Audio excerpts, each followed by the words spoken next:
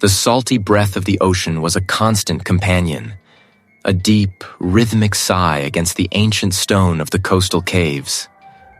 Here, where the world felt thin and the roar of the surf swallowed all lesser sounds, I had built my sanctuary of silence.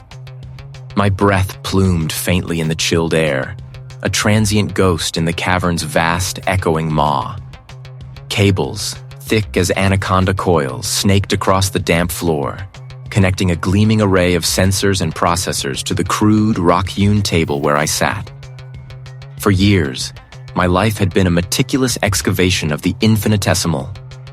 Extremophiles, those tenacious architects of life in the universe's harshest corners, were my obsession.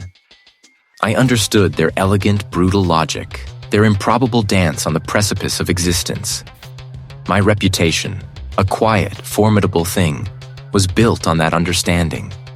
But the universe, I was learning, held secrets far stranger than mere adaptation. Tonight, the air thrummed with a different kind of tension, not the usual hum of machinery or the distant crash of waves, but an electric anticipation that prickled the hairs on my arms. My eyes, accustomed to the dim glow of instrument panels, scanned the primary monitor. A kaleidoscope of data streamed across it, mapping the faint electromagnetic echoes from a newly charted exoplanet. A world of impossible purple oceans and skies like shattered amethyst. For weeks, it had been a blank slate, a silent, beautiful enigma. Until now. A subtle flicker, a ghost in the machine, caught my attention. It was so faint, so fleeting, that a less rigorous observer might have dismissed it as static, a stray cosmic ray. But my instruments, finely tuned and painstakingly calibrated, registered it as something more. My fingers, calloused from years of manipulating delicate components, hovered over the console. I isolated the frequency, filtered out the background noise of distant stellar winds and galactic radiation. The cave air seemed to thicken, pressing against my lungs. There, a distinct, repeating pattern. It wasn't random. It was structured. This was it. The moment every astrobiologist dreamed of. Contact. My mind, a finely honed instrument of logic and deduction, immediately began sifting through possibilities. Natural phenomena? Pulsars, quasars, the intricate dance of magnetars? I ran a battery of comparative analyses against known astrophysical signatures. The signal shrugged them off, one by one, like water off polished stone.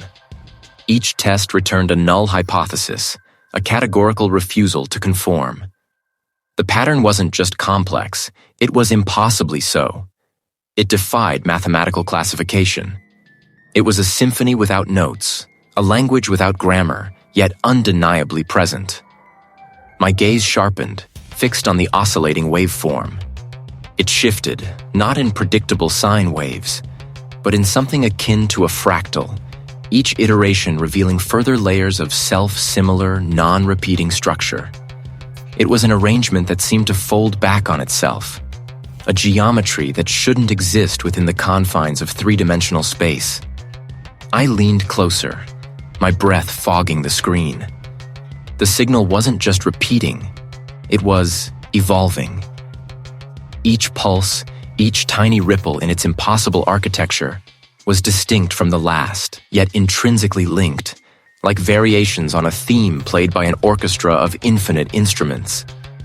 There was no redundancy, no wasted energy, only an elegant, terrifying efficiency.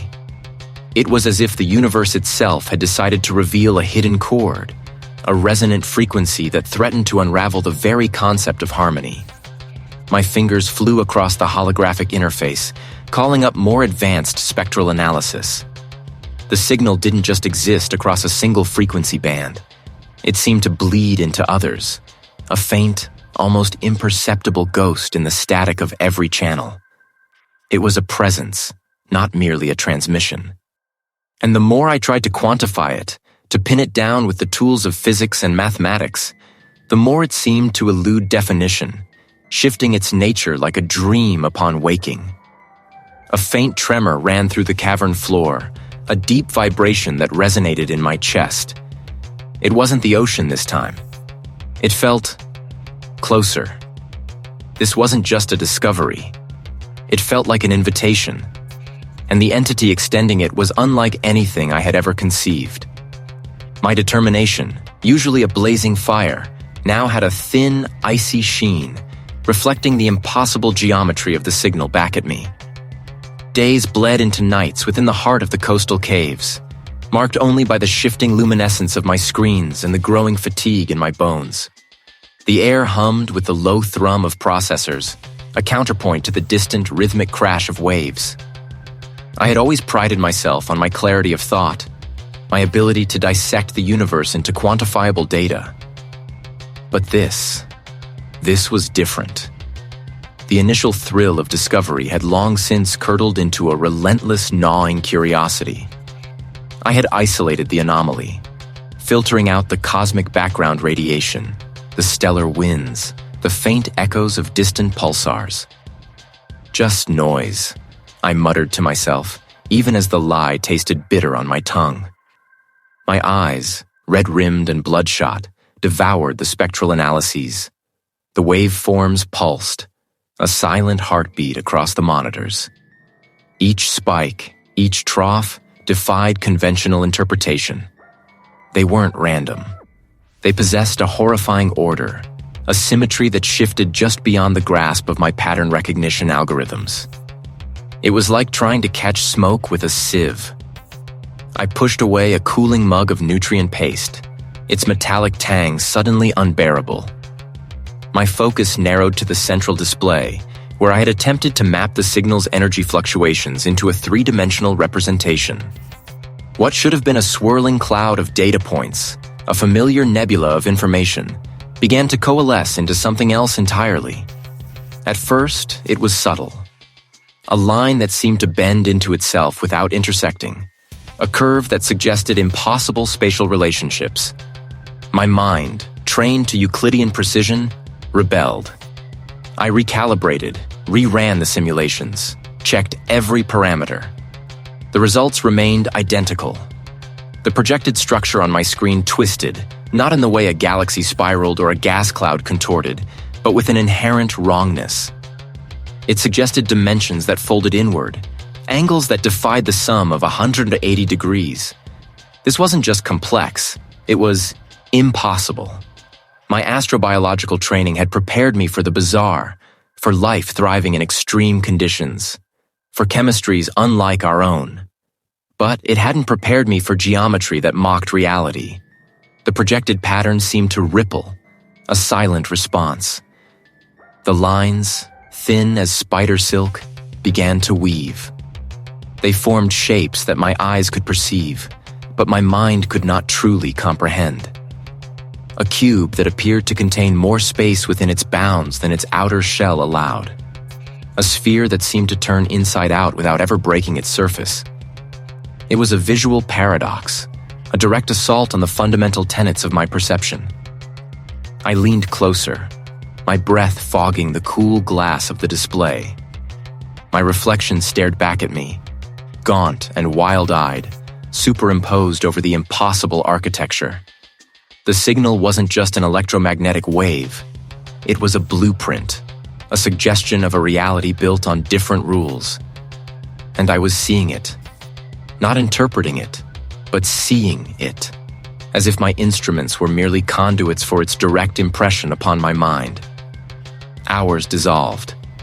My initial scientific detachment was eroding, replaced by a desperate, almost feverish need to understand.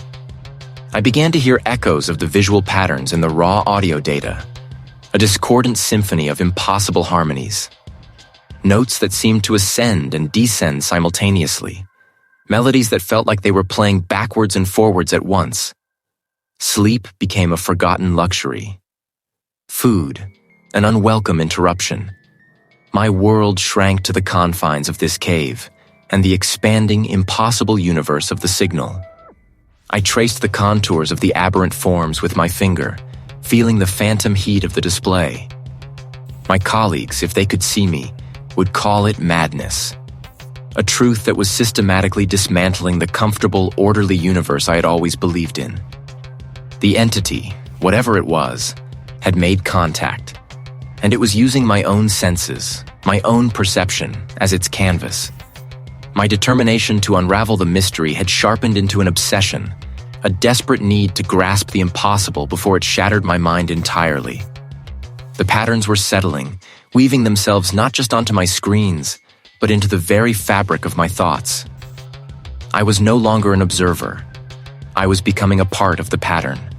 The coastal caves, my chosen sanctuary, offered little warmth, but an abundance of silence, broken only by the rhythmic, untamed sigh of the ocean. Here, amidst the salt-laced spray and the ceaseless grind of the tides, I sought to unravel the impossible. My portable array, a delicate spiderweb of sensors and receivers, hummed with a low, almost imperceptible thrum, its light a solitary beacon in the cavern's profound gloom. My fingers registered the rough, unyielding texture, a tangible anchor in a world that felt increasingly fluid. It was a trick of the low light, I told myself, a visual artifact of my overstrained eyes. But the sensation persisted, a subtle disquietude that rippled beneath the surface of my consciousness. The cavern walls, usually a comforting embrace of geological time, now seemed to undulate, their stony faces shifting with a slow, deliberate rhythm that mirrored the deep pulse of the signal. I pressed the cool metal of my datapad against my forehead, trying to clear the haze that clung to my thoughts. The data stream scrolled, an endless cascade of alien frequencies and impossible harmonics. My analysis, once sharp and incisive, now felt like sifting through sand with gloved hands. Logic, my lifelong companion, was becoming a stranger. I found myself staring at a graph, its lines tracing trajectories that folded back upon themselves, intersecting in ways that simply could not be. I froze, my hand hovering over the datapad. It was a sound I knew well. The scuttle of a crab, perhaps, or the drip of water finding a new path through the rock. But this sound, it felt wrong. It didn't resonate from a specific point, but seemed to emanate from everywhere at once. A diffuse, unsettling presence that raised the fine hairs on my arms. I spun around, my headlamp beam cutting through the gloom, searching for the source. Nothing. Just the glistening, indifferent rock. Just the wind, I murmured, my voice a thin reed in the vastness. But there was no wind down here, only the constant deep breath of the ocean. Days blurred into a single, protracted vigil. Sleep offered no respite, only dreams of impossible architectures and the silent, pressing weight of an unseen observer. I woke one morning, or what I presumed was morning, to find my rations untouched, my carefully organized notes scattered across the damp floor. I had no memory of doing it. The entity wasn't just influencing the data, it was reaching into the very sanctum of my mind. I attempted to compose a message, a terse report to a colleague, detailing the anomalies, the unsettling nature of the signal. My fingers hovered over the comms console, hesitating. What would I say? My reality is unraveling, and I suspect a non-Euclidean entity is to blame? The words tasted like madness on my tongue. I pictured the blank stare, the polite, concerned questions. They would see a man breaking, not a man making a profound, terrifying discovery. The chasm between my experience and their comprehension felt too vast to bridge. My isolation deepened, a self-imposed exile born of an alien truth. One afternoon, as the tide receded, exposing the barnacled teeth of the rocks at the cave mouth, I walked towards the entrance, seeking the familiar comfort of the horizon. The sunlight, usually a welcome balm, felt strangely muted, as if filtered through an unseen shifting medium. The air, typically sharp with ozone and brine, now carried a faint metallic tang, like old blood. I paused at the threshold, my gaze sweeping across the tumultuous expanse of the sea. The waves crashed with their usual fury, but their pattern seemed wrong. They broke in impossible sequences, their white caps forming ephemeral, intricate geometries that dissolved as quickly as they appeared. It was like watching a kaleidoscope shatter and reform in continuous, impossible motion. Then, the true horror unveiled itself. I looked down at my own hand, clenching and unclenching. The lines on my palm, the familiar landscape of my own flesh, seemed to shift, the creases deepening and then vanishing, only to reappear in different configurations. My skin, usually a consistent hue, shimmered with a subtle, iridescent quality, catching the muted light in a way that made my fingers seem to stretch, then contract, like some grotesque, living clay. It was not a hallucination. It was a physical, undeniable alteration. The very atoms of my being, the fabric of my perception, were being rewritten. The signal, the impossible hum from my array, pulsed with renewed intensity. It was not merely an influence, not just a whisper in the dark. It was a direct, active force, reshaping the world around me, beginning with the most intimate of landscapes. My own body, my own senses. My determination, once a steady flame, now flickered like a dying ember in the face of this profound, unyielding alteration. But even the earth itself, I was beginning to learn, held no true immunity. I pushed deeper, my headlamp beam cutting a stark swathe through the gloom. The path, familiar from my previous excursions, felt subtly altered. The damp floor, usually a mix of sand and fine gravel, yielded to patches of slick, obsidian-like rock that gleamed with an unnatural, almost oily sheen. My boots, heavy and sure, seemed to lose purchase, a phantom slip unsettling my stride. A low, resonant hum began to vibrate through the air, too steady, too deep to be the ocean's roar. It wasn't a sound heard with my ears, not entirely. The hum intensified, a pressure building behind my eyes.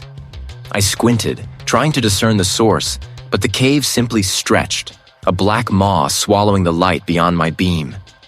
A choice presented itself: retreat to the familiar entrance, or press on into the deepening mystery.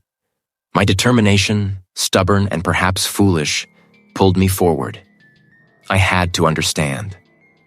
I turned down a narrow fissure I was certain led to a small, isolated grotto, a place where the water pooled in perfect, still reflections.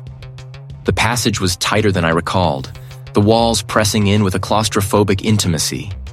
I squeezed through, scraping my shoulder against a jagged outcropping. When I emerged, it was not into the grotto. The space before me was vast, cavernous, far larger than anything this cave system should contain. Pillars of stone, not carved by water or erosion, but impossibly smooth, rose to a ceiling that vanished into the inky blackness, yet seemed to shimmer with faint, distant pinpricks of light. Not stars, I knew, but something else, something utterly alien to subterranean rock. A wave of profound disorientation washed over me. I spun, looking back at the fissure I'd just traversed. It was gone. This wasn't right. This wasn't the caves. It sounded small, pathetic. The low hum returned, this time accompanied by a faint rhythmic pulse, like a slow, deep heartbeat. It resonated from the impossibly smooth pillars, from the floor beneath my feet, from the very air. I felt my stomach clench, a primal fear seizing me. This was the entity I realized with a sickening certainty, not merely in the caves, but making the caves into something else. It was weaving new geometries, new realities around me. I forced myself to move, my footsteps echoing unnervingly. The space seemed to twist, to stretch, to defy the very laws of perspective. A distant wall I fixed my gaze upon seemed to recede endlessly as I walked, never growing closer. Another, closer, seemed to ripple like water, its surface shifting with unseen currents. Then, amidst the impossible expanse, something glinted. A small metallic object, lying on the sterile floor. I approached it warily, my lamp beam trembling. It was a data slate. My data slate. The one I had used aboard the Ethelred, my starship, to record the initial signal anomalies, the early baffling readings from the exoplanet. My hands trembled as I picked it up. The surface was cool, smooth, utterly familiar. I pressed the activation stud. The small screen flickered to life, displaying a cascade of alien script and complex topographical maps. But these weren't maps of the coastal caves. They were star charts. The coordinates of the exoplanet, the precise trajectory of the Ethelred, my ship's internal schematics, all scrolled across the display. My own notes, in my distinctive hurried hand, filled the margins. Signal source non-localizable, non-Euclidean geometry evident in frequency distribution. The words, so mundane in their scientific precision, mocked me now. I was holding a piece of my ship, a fragment of my life in deep space, in what I knew were coastal caves. Or perhaps the caves had become the ship, or the ship had become the caves. The line, once so clear, had dissolved into a grotesque, terrifying smear. A cruel, cosmic jest. I stood amidst the damp, salt-laced air of the coastal caves, the sound of unseen water echoing in the vast, irregular chamber. The cavern stretched before me, a gaping maw of ancient rock, its ceiling lost to the gloom, its floor a treacherous mosaic of slick stones and tidal pools. How could it be here? How could I be here, when moments ago, or eons, I was light years away? The questions were a swarm of stinging insects behind my eyes, each one a tiny barb tearing at the delicate membrane of my sanity. A subtle shimmer caught my attention, not of light on water, but of the air itself. It rippled, a heat haze without heat, directly in the cavern's deepest recess. It was a distortion, a bending of something fundamental, like a mirror crafted from the fabric of existence itself. The very stones around me seemed to hold their breath, or perhaps it was my own perception, stretched taut and thin, that made them appear so. This was an unlight, a patch of non-being that pulsed with an internal, silent rhythm. My astrobiologist's mind, trained to categorize and explain, screamed in futile protest. There was no category for this, no explanation. Then it came. Not a sound, not a sight, but an impression. And it was looking at me. My knees threatened to give way. The coastal caves, so solid moments before, began to undulate. The ancient rock walls seemed to breathe, expanding and contracting with a slow, sickening rhythm that mirrored the pressure in my head. The air grew thick, not with mist, but with a palpable wrongness. A sensory overload that bypassed my ears and eyes, plunging directly into the deepest parts of my brain. I felt the curvature of dimensions, not as an abstract concept, but as a physical, sickening twist in my gut. The ground beneath my boots was no longer flat. It was a Mobius strip, folding in on itself, defying all geometry. What? My voice was a fragile thread against the immense, crushing weight of the entity's direct observation. It didn't answer with words, but with an influx of pure, raw information. A torrent of understanding that threatened to atomize my consciousness. And that thought, that exhale, was now focused entirely on me. My vision blurred, not from tears, but from the sheer impossibility of what I was witnessing. The unlight in the cave's depths expanded, becoming a maw of non-existence. And from its heart, tendrils of pure concept, not physical, but felt, reached out. I felt my memories fraying at the edges, my sense of self dissolving into the vast, indifferent expanse of its awareness. The ship fragment in my hand became fluid, rippling like mercury, then solidifying again, but subtly changed, its edges sharper, its surface impossibly reflective, mirroring not my face, but a fractured image of the cavern, warped into impossible angles. The coastal caves themselves began to twist, the rock formations elongating into impossible spires, then flattening into planes that seemed to stretch into infinity within the finite space. My determination, which had been a shield, crumbled. This wasn't a challenge to be overcome, a puzzle to be solved.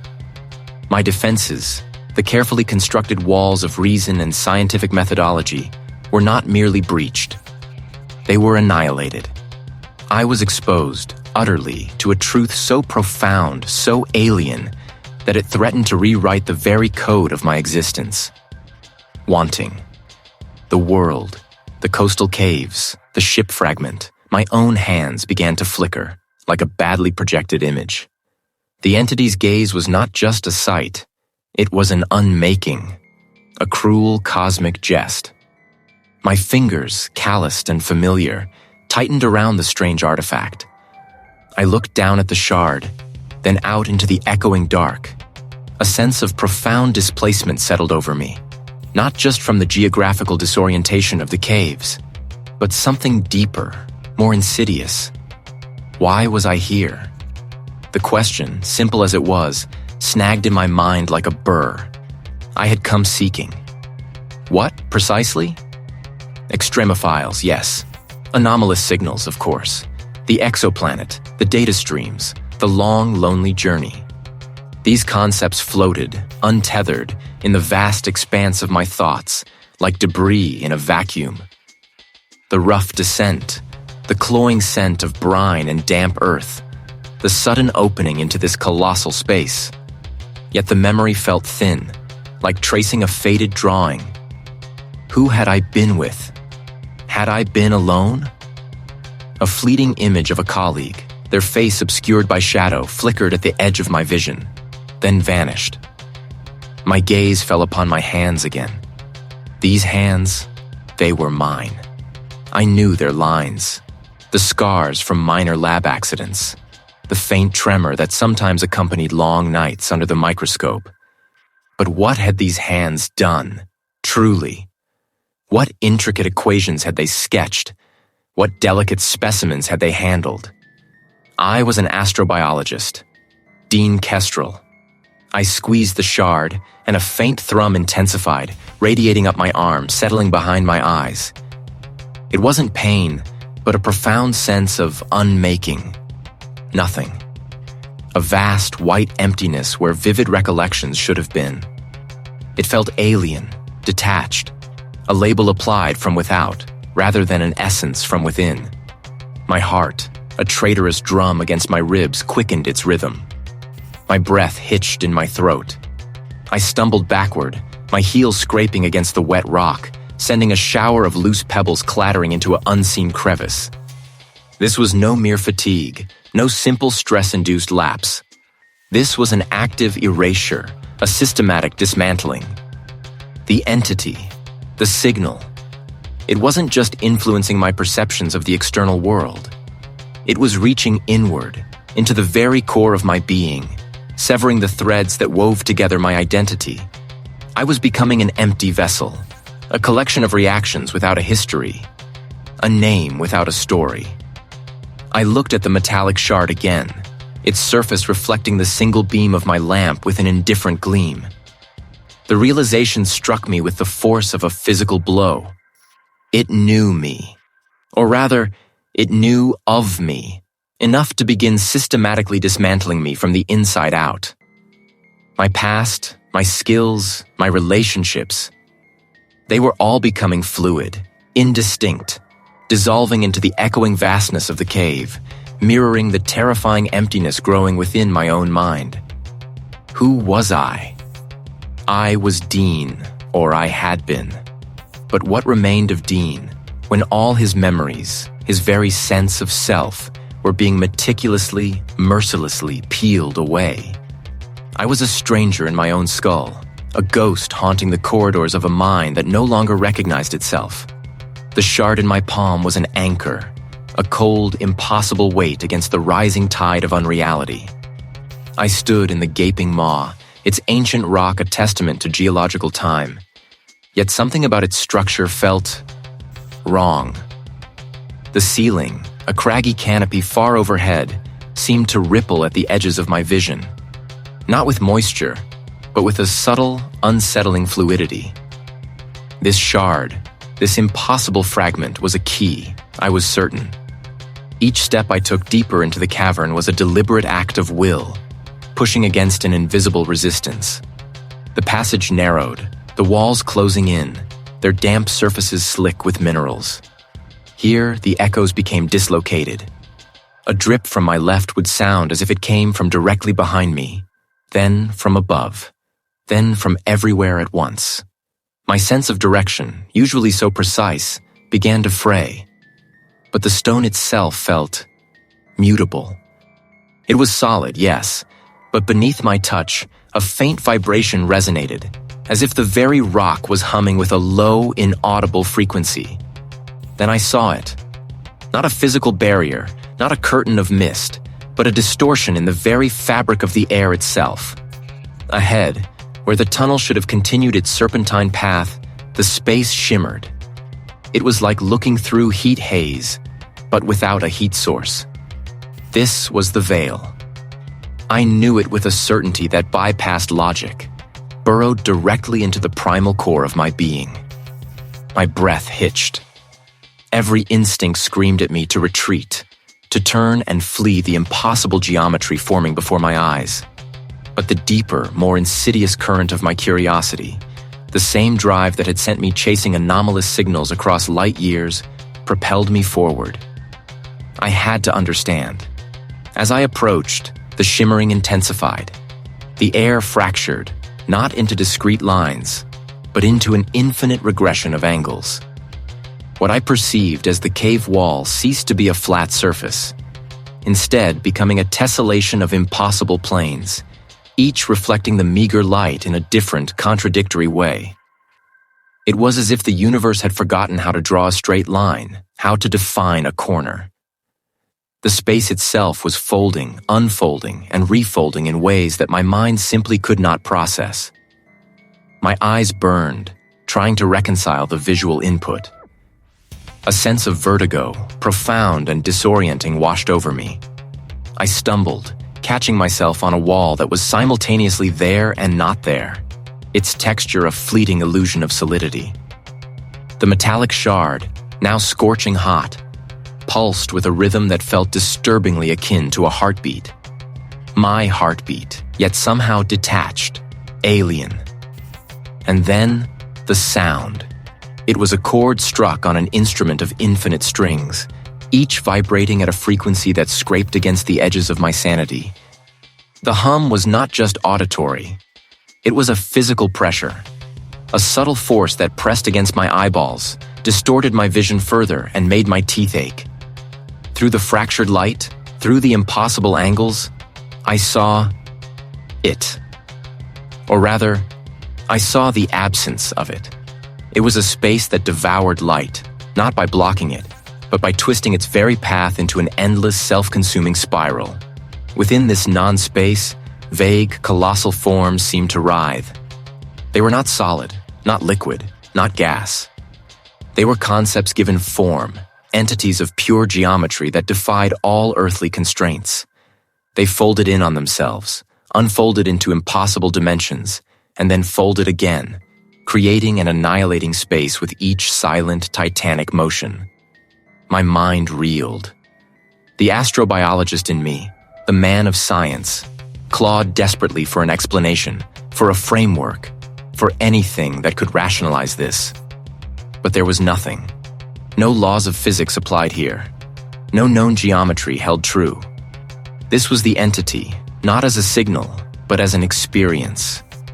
It was not in the cave. It was the cave. Or rather, it was the fundamental distortion of reality that allowed the cave to exist in this impossible configuration. I felt a profound, crushing insignificance. My life, my work, humanity's entire understanding of the cosmos. It was all a fragile, pathetic construct, a child's drawing on the surface of an infinite, incomprehensible ocean. The entity didn't interact with me. It simply was. And in its being, it utterly obliterated my perception of reality. My eyes watered, not from fear, but from the sheer, unblinking horror of what I was witnessing. The metallic shard, now searing, flew from my hand, clattering against the distorted stone. Its connection, its purpose, had been fulfilled. It had led me here, to the precipice of everything, to the edge of the veil. And now, there was no turning back. The world I knew, the carefully constructed edifice of my sanity, had been irrevocably shattered. I was no longer Dean Kestrel, astrobiologist. I was merely a point of awareness, floating adrift in an ocean of impossible truths, forever marked by the unveiling. It pulsed with a faint internal luminescence that seemed to draw the cave walls closer. Or perhaps it was drawing me into them. A tremor began in the soles of my feet, not from the earth, but from within me, spreading upwards like a seismic event. My skin tingled, then burned, a sensation akin to roots pushing through soil or coral calcifying. I felt a strange, impossible friction where my bare hands brushed against the damp rock, as if the textures were not merely touching but intermingling. It was denser, carrying the tang of ancient stone, the mineral dust of eons, the raw, unblinking awareness of the deep earth. Each breath drew more of it in, a subtle infusion, a slow, irreversible transformation. My vision began to blur at the edges, not from fatigue, but from a profound shift in perception. The rough, pitted surfaces of the cave walls no longer held distinct outlines.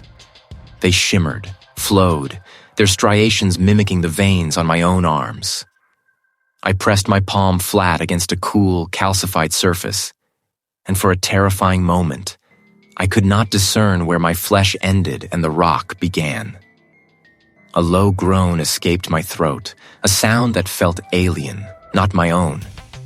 It echoed, but the echo was strange, returning not from the cave walls but from within me, as if the cavern itself had taken root in my chest. The distinction between inside and outside, between self and environment, was eroding with horrifying speed. Then the true horror began. My fingers, still clenched around the shard, felt rigid, unyielding. A faint, almost imperceptible tremor ran through my entire body, a vibration that resonated with the low thrum of the cave. My skin tightened, stretched, no longer pliant but taut, like a drumhead. I brought my other hand up, trembling, to touch my cheek. The skin felt coarse, gritty, undeniably rock. Small, sharp protuberances like nascent stalagmites had begun to emerge, breaking the smooth plane of my flesh. A wave of nausea crashed over me, not from illness, but from the profound violation of my own form. I could taste the salt on my tongue, not from the air, but from within, a deep, mineral tang. I tried to scream, but the sound caught, thick and rasping, a dry, grating noise that was more rock than voice. My throat felt constricted, my vocal cords like petrified roots. The shard, my last tether, began to fuse to my palm, its impossible edges melting into my skin, becoming one with the calcifying flesh. It was not painful in the way a wound is painful, but a deep, existential agony, the dismantling of everything I had ever been. My awareness, though horrified, was also strangely expanded, encompassing the cool dampness of the stone, the unseen currents of air, the slow geological pulse of the earth. I was no longer Dean Kestrel, the astrobiologist. I was becoming the cave, and the cave was becoming me. My thoughts, once clear and individual, began to fray, dissolving into a vast, silent consciousness that permeated the rock, the water, the very air. The distinct line between my memories and the cave's ancient geological record blurred. I felt the slow erosion of millennia, the patient carving of water, the crushing weight of the earth. My heart, still beating, seemed to pulse not with blood, but with the rhythmic drip of unseen water, a slow, inevitable cadence. I was not just in the coastal caves. I was the coastal caves. I stood in the gaping maw, its blackness a throat that promised to consume not just light, but meaning itself. My fingers, raw and trembling, clenched around the jagged edge, the pain a welcome, sharp retort against the creeping dissolution of my senses. This was real. This small, sharp thing was real. I was real. It wasn't the wind. It was the entity, an invisible pressure that sought to flatten the peaks and valleys of my mind into a uniform, featureless plane. I could feel it probing, 1,000 unseen tendrils reaching, not for my flesh, but for the intricate architecture of my thoughts, the delicate wiring of my memories. No, I rasped, the sound swallowed immediately by the vastness. It moved with an unnatural fluidity, a phantom emerging from the stone itself. My breath hitched. It was a colleague, or a perfect imitation of one. A face I had known from countless late nights in the lab, poring over data streams, debating the nuances of exoplanet atmospheres. You've been here too long. My heart, a frantic bird against my ribs, hammered a rhythm of desperate hope. A human voice. A familiar face. I lunged forward, stumbling over the uneven rock, the shard still clutched tight. You're here! How?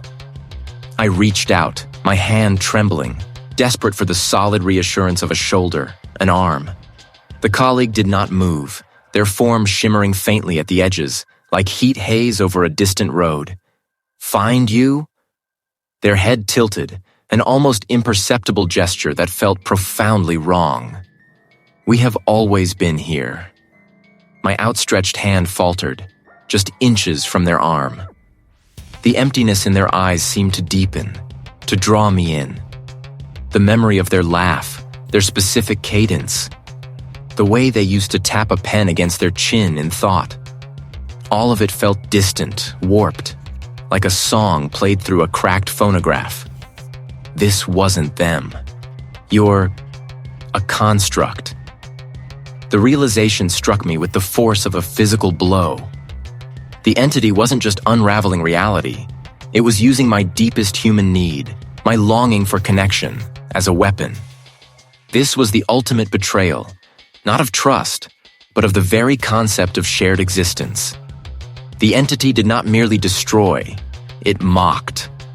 The colleagues' placid expression remained, but the cavern around them seemed to ripple, the very stone flexing and reforming. Their form elongated, then compressed, their features blurring into an indistinct, horrifying smear. What is human? A pattern, easily replicated, easily erased. My grip tightened on the shard until the edges bit into my flesh, a fresh wellspring of pain. Blood welled, warm and crimson, a defiant splash of color against the encroaching gray. I am Dean Kestrel, I screamed, the sound raw and desperate, an assertion of self against the tide of oblivion. I exist. My memories are mine. My pain is mine. It was a futile gesture, a small, defiant flame against a cosmic storm, but I would not yield my identity without a fight. I would not let it consume the last vestiges of who I was, not without knowing I had screamed my name into its indifferent maw. The echoes of its voice lingered, a cacophony of impossible sounds that vibrated in my teeth, in my very bones.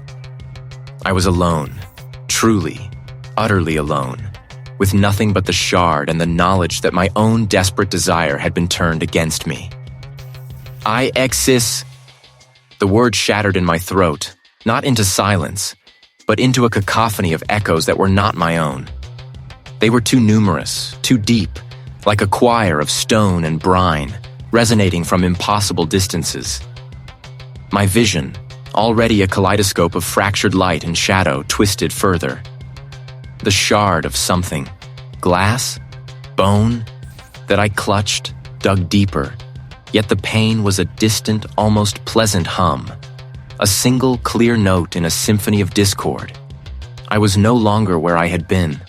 The air, once stale and metallic, now tasted of salt and damp earth, heavy with the scent of decay and something else.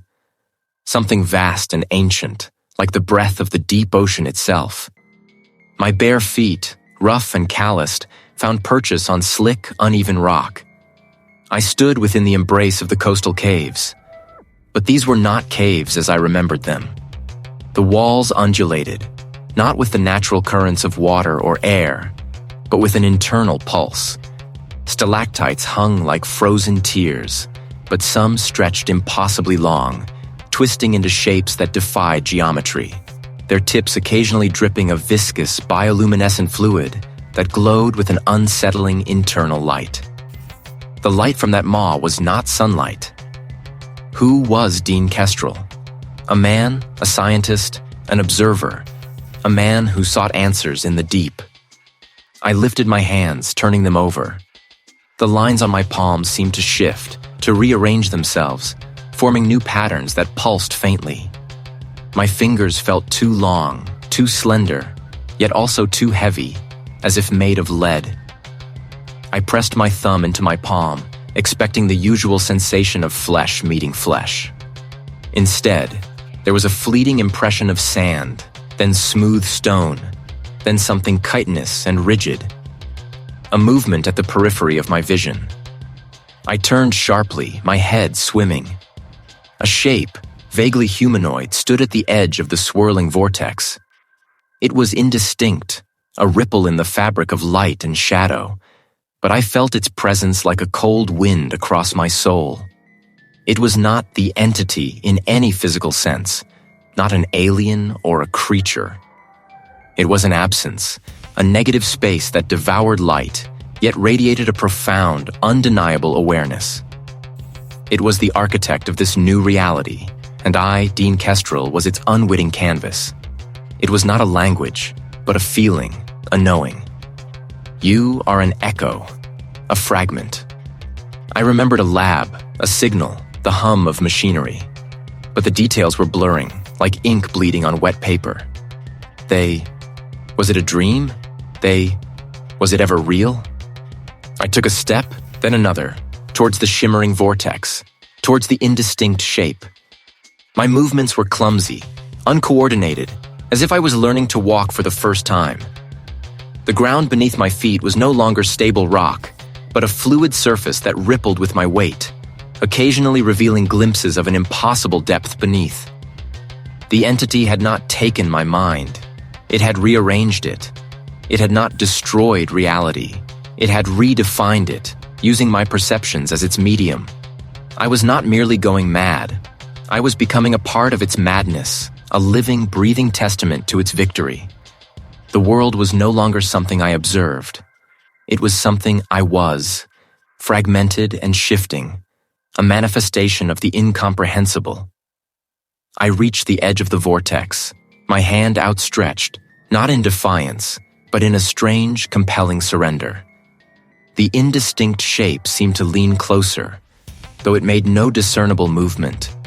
The air thrummed with a silent, overwhelming presence. I could feel the boundaries of myself dissolving, the last vestiges of Dean Kestrel flowing out of me like sand through an hourglass.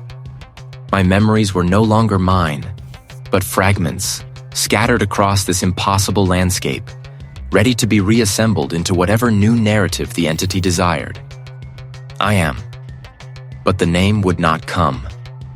I let it fall. It did not clatter on rock, but seemed to dissolve into the swirling light, becoming one with the impossible colors. The victory was complete.